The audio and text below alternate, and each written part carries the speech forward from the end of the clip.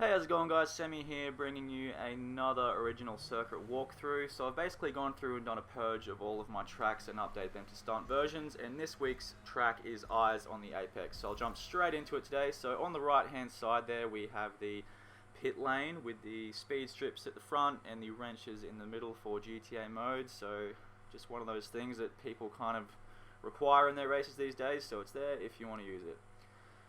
So the opening left-hander here was a tricky one. It's got that giant cement pole, and it's not a pole, it's a joist. God, I'm not a carpenter, I don't know what the hell that is. It's a friggin' concrete thing that's holding up that bridge.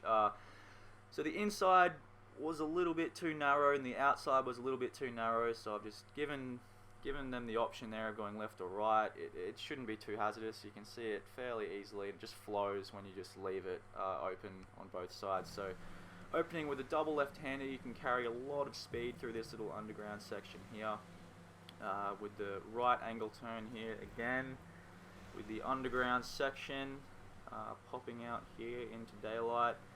As you come down here, there's another double right-hander leading into this chicane up here, so you can take that chicane at full speed, no need to brake if you time the previous corner correctly. Winding through another double right hander, big sweeping corner here, just carry a lot of speed. We've got the double checkpoints in the middle of the road. Most of this track is 4 lanes wide, so there's a lot of room.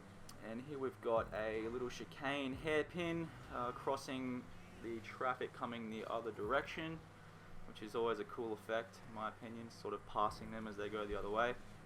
This section here, it's got the checkpoints on both sides of the track, so again the right hand side is quicker, but if you muddle up and can't figure out which way to go, there's both options. So again, I didn't want to close it off just in case people go the other way, so it's, yeah, you've got the options.